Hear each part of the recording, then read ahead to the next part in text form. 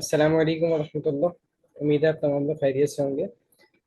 इस वीडियो में हम इंशाल्लाह बायोलॉजी के टारगेट पेपर को डिस्कस कर रहे होंगे। सबसे पहले हम पेपर पैटर्न को डिस्कस कर लेते हैं कि पेपर टोटल है कितने मार्क्स का, और इसमें जो सेक्शंस हैं वो कितने कितने मार्क्स के हैं। तो सबसे पहले सेक्शन ए की अगर हम बात करें तो सेक्शन ए होता है एमसीक्यूज बेस्ड, जिसमें टोटल 12 एमसीक्यूज आपके पास होंगे, और हर एमसीक्यूज का 1 मार्क होगा।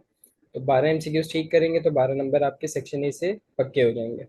तो बच्चे गलती क्या करते हैं, वो अगर उनको कोई एमसीक्यूज नहीं आता तो वो खाली छोड़ देते हैं। तो मेरी तरफ से मशवरा बच्चों को यही है कि वो कोई भी एमसीक्यूज खाली ना छोड़े। आता हो या ना आता हो, अपने अंदाजे के मुताबिक जो उनको सही ऑप्शन लगता है वो कम से कम वो लिख कर आए। खाली जगह छोड़ेंगे तो ज़ीरो है, तो फिर तो कंफर्म है ना ज़ीरो। लेकिन अगर लिख देंगे और इत्तेफाकन वो ही आपका आंसर हो, तो फिर बेहतर नहीं है कि खाली जगह छोड़ने से बेहतर ये नहीं है कि आप उसको जगह को फिल कर दें और मार्क्स के चांस हों। इसी तरीके से सेक्शन बी आपका जो है वो शॉर्ट क्वेश्चन बेस्ड है, और इसमें आपके पास टोटल जो है वो 12 क्वेश्चन आते हैं, जिसमें से आपने 8 अटैम्प्ट करने होते हैं। हर एक क्वेश्चन के 3 मार्क्स हैं, तो हर एक क्वेश्चन के 3 मार्क्स के मुताबिक आपके टोटल 8 क्वेश्चन जो हैं वो 24 मार्क्स के बन जाते हैं। और इसी तरह सेक्शन सी जो है वो आपका टोटल 24 मार्क्स का है, जिसमें 6 क्वेश्चन आते हैं और आपको 4 अटैम्प्ट करने होते हैं। हर एक क्वेश्चन के जो है 6 मार्क्स हैं। ठीक है, अब अपने सबसे पहले सेक्शन ए की प्रिपरेशन कहाँ से करें, कैसे करें, बच्चे बड़े परेशान होते हैं।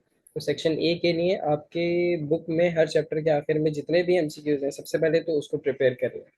फिर उसके बाद जो आपकी गाइड बुक्स में है या दीगर नोट्स में है एमसीक्यूज, अगर टाइम मिलता है तो उन एमसीक्यूज पर नज़र डाल लें। साथ ही साथ जो पास पेपर्स हैं उनको भी एक मरतबा देख लें, उनमें जो एमसीक्यूज आए उनको भी गो थ्रू कर लें। ठीक है, सेक्शन बी के लिए जो कि शॉर्ट आंसर क्वेश्चंस होते हैं, उसके लिए हमारे जो टारगेट पेपर में क्वेश्चंस हैं इसको देख लें एक नज़र, और कोशिश करें। वैसे ये देखने में बहुत सारे क्वेश्चंस लगते हैं, लेकिन क्योंकि आपने पूरे साल प्रिपरेशन की होती है तो ये हर एक क्वेश्चन अल्हम्दुलिल्लाह अल्हम्दुलिल्लाह हमारे स्टूडेंट्स को याद होते हैं और उनकी तैयारी हुई भी होती है।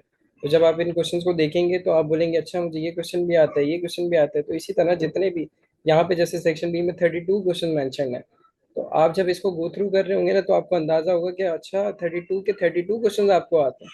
तो आपको बड़ी खुशी भी होगी और आप मोटिवेट भी होंगे। इसी तरीके से आपको जब आप पेपर में जाएंगे तो एक आप अच्छी वाइब्स के साथ जाएंगे कि मुझे मेरी प्रिपरेशन अच्छी है। तो ये क्वेश्चंस यहाँ मेंशन करने का मकसद ये है कि जब आप पेपर में जा रहे हो तो उससे पहले एक नज़र इन तमाम क्वेश्चंस को लाजमी देख लें। ठीक है, इसी तरह अगर हम लॉन्ग आंसर क्वेश्चंस की तरफ बढ़ें तो यहाँ पे हमारे पास ये सारे डिटेल्ड क्वेश्चंस हैं। और सेक्शन सी में कम से कम एक सवाल आपका जो है वो डायग्राम वाला होता है।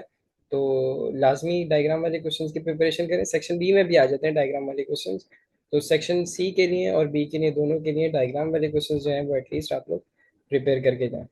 ठीक है, इसी तरीके से ये यहाँ पे मैंने आपको एमसीक्यूज के हवाले से भी गाइड कर दिया कि एमसीक्यूज की तैयारी कहाँ से करें। बच्चे बड़े परेशान होते हैं तैयारी कहाँ से करें, कहाँ से एमसीक्यूज आएंगे। तो जो भी आपको क्लास में समझाया गया है, जो भी लेक्चर है उसको रिकॉल कर लें। इसी तरीके से जो टेक्स्ट बुक में आपके पास एमसीक्यूज हैं उनकी प्रिपरेशन कर लें। फिर फर्दर स्टेप बाय स्टेप मैंने आपको प्रोसीजर गाइड कर दिया कि एमसीक्यूज की प्रिपरेशन किस तरह से करें। इंशाल्लाह इस तरीके से जो पैटर्न बताया गया इस पैटर्न को फॉलो करें। इंशाल्लाह अल्लाह की ज़ात से उम्मीद है कि आप कामयाब होंगे। शुक्रिया।